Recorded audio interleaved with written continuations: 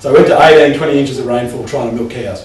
And what they did there, that brought together the expertise to grow cereals for silage. So the agronomist, the contractor, what we need to harvest it, the spray expert, brought everyone together and consistently grew crops there on, well, my rough calculation was that harvesting 2 tonne of dry matter per megalitre of water that was falling as rainfall. So 400 mil rainfall taking off 8 tonne crops, consistently in the worst of seasons. So it was just best management practice on cereals that dairy farmers don't have at their fingertips normally, because they're experts at grass. They're not experts at cereals. And so that was a really important message that came through. How many people, we're not, we're going to grow a brassica crop, we should go to a broccoli grower and ask them how they control bugs. See, you've got about 4 minutes. Oh shit. Okay, so the second phase of the farmers was to gear it up a bit, but to try and maintain a perennial base. So it was an aggressive ryegrass regrassing program. We've only got 2 years of data. First year set up, the aggressive system didn't outperform the Ryegrass Max system again, because we geared that up a little bit as well. So the alternative approach is to say, what can we do with ryegrass to do it better? What are the alternative species to ryegrass? And up in the Fleurieu, we've introduced prairie grass into the systems there. Now, the sea merchants have finally stopped laughing at us when we ring up and order prairie grass, but it fits into the system for where ryegrass struggles to persist. So I see it as a replacement for annual ryegrass or oversowing. That was one question I asked, why haven't you used biannual rye rather than annual? Because apart from 06, if we happen to get out of season rain, do we get food? Yeah. I guess it's, there could have been some going on. But the feeling was to try and capture as much of that winter growth as you could, or that winter spring growth, and what was going to give you the maximum absolute yield. Points well taken though, and that's the shortfall of that. Well, I didn't think I was trading off much in that area. Yeah, that could be that good. I mean, I guess it was. I guess only have so many treatments, and again you could argue that instead of having cereals, we should have had annual ryegrass, and then had biannuals in the oversowing. Perhaps. But we look at the, what can we do? The 30-30 farm, it tried to replicate the Ryegrass Max system. Things like longer rotations through autumn and winter to grow more grass. It was the timing of nitrogen application, so we maximise the interval between application and grazing. To aim to consistently graze to 1,500 kilos, that 2-inch residual, regardless of the time of the year. And if we couldn't do it with the cows, we would do it with the mower. Because that was one of the things that the Ryegrass Max farmer did, and I want to get to the graph that shows it, is the consistency of the residuals in the Ryegrass Max system, which meant that one, the cows were being allocated exactly right, because they weren't overgrazing, they weren't undergrazing, but two, the ryegrass always grew from the 2-inch stubble that we're aiming for. Oops. And then in the last sort of 12 months we've started to, Greg was doing some work up in that region with Phalaris, and we started to fine-tune Greg's starting to fine-tune the Phalaris renovation, how to get Phalaris into the system. Again, you're talking, supposedly an 800 mil rainfall belt, but can be down to 500 mil. And sort of, again, on certain soil types, ryegrass is struggling to hold. And a little bit of experience with prairie grass up there, it's very exciting. And you get onto the sandy soils, the weirdest soils I've ever seen on the Fleurieu, the non-wetting sands and glacial sands and all these types of things, where they haven't been able to get a perennial species to hold. We think prairie grass might be the answer on those. Limited early days, but we're really excited by what prairie grass might do in the Fleurieu.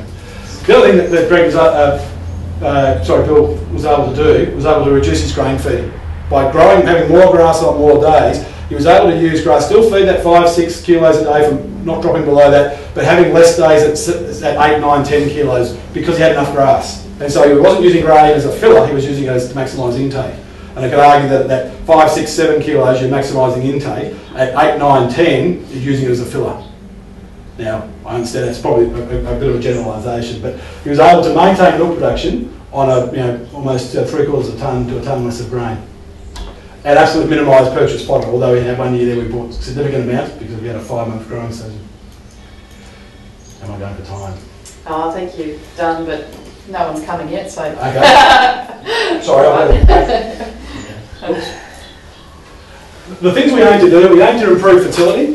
on the farm because the Ryegrass Max system had very good fertility. And there was a line I thought that said, a little less grain, more forage to get more fertility. As Julian Hill was pains to point out in the project, he said, you get 2 or 3 cows empty extra in a 36 cow farmlet and your numbers get skewed.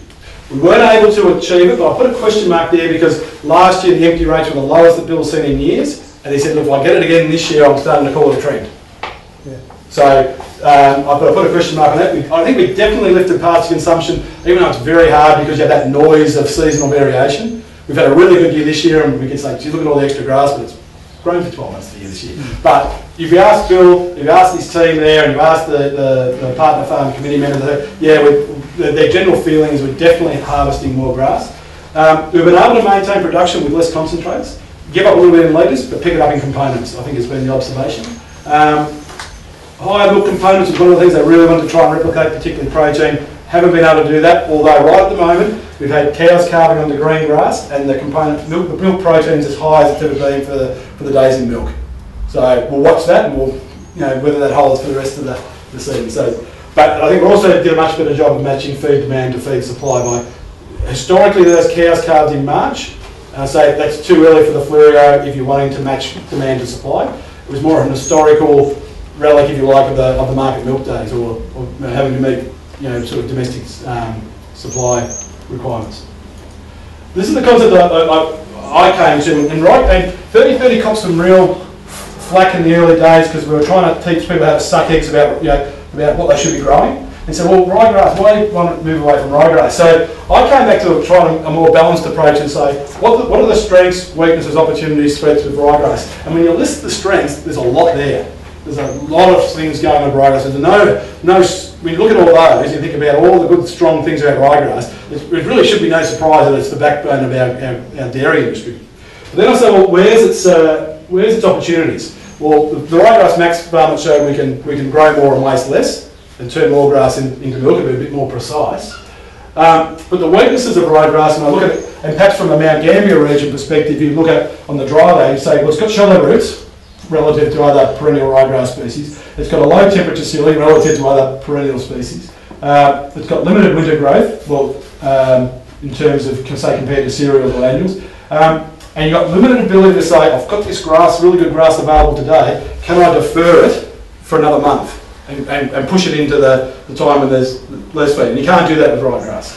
So we start to look at things that, and I said the other threats, we've got things like the cockchafer grub, which has been prevalent in southwest Victoria and Gippsland. We've got the invasion of grass weeds, which are very hard to spray out of a grass pasture.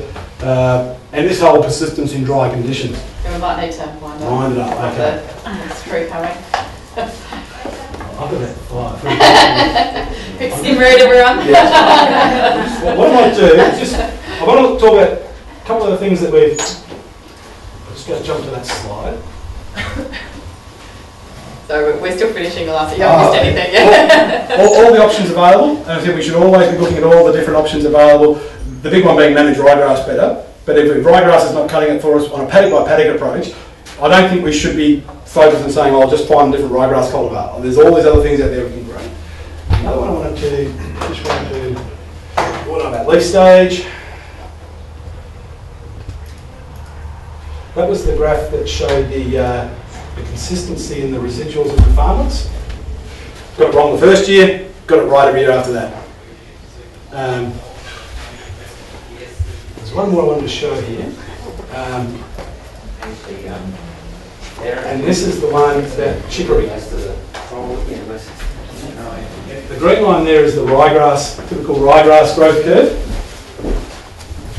And this is the nitrogen trial that Joe Jacobs did. But look at where chicory does most of its growth. Good quality feed when ryegrass isn't. And the ability, I think that actually is more distinct than there to there, because we can defer graze chicory. And so if you think about someone who's got a really high performing pivot, there are certain times of the year you want to slow the rotation down maybe, or you have less grass available, you can push it out, use something like that on the dry land and push it out into your high quality feed, grows more, all sort of stuff. So that's the concept of 30-30. It's evolved more from cropping to perennial species, which will grow when ryegrass doesn't and provide you with grazable high quality feed.